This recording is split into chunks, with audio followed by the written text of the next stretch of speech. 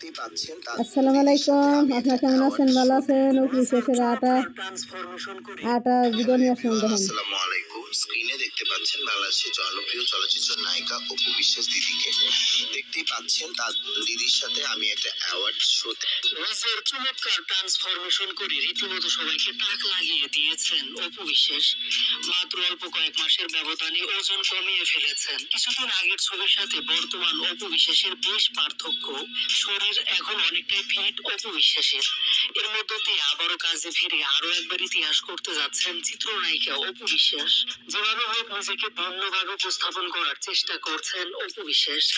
এর মাধ্যমে বোঝা যাচ্ছে আবারও নতুন ভাবে সিনেমায় ফিরবেন। শুধু এখন যেন নতুন সিনেমার ঘোষণাটা দেওয়াই বাকি। এদিকে পুরনো ভাবে ফেরার জন্য প্রচুর পরিমাণে পরিশ্রম করছে অপু বিশ্বাস। জানা যায় দিনের বেশিরভাগ সময় অপু বিশ্বাস জিমে থাকেন, পরিশ্রমের ফলাফল পাচ্ছেন।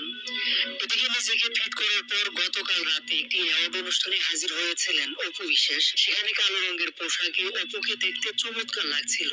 তখন নিজের লাল শাড়ি সিনেমার জন্য নায়িকা ক্যাটাগরিতে অ্যাওয়ার্ড পান অপু বিশ্বাস।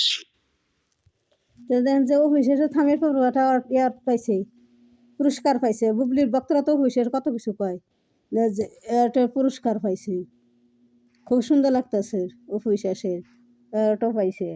আর বুবলির বক্তরা তো কত কিছু কয় অফিসের। তো দেখলেনই তো, বুবলি যেমন বদমাস, ওর বক্তরা সেরকম বদমাস।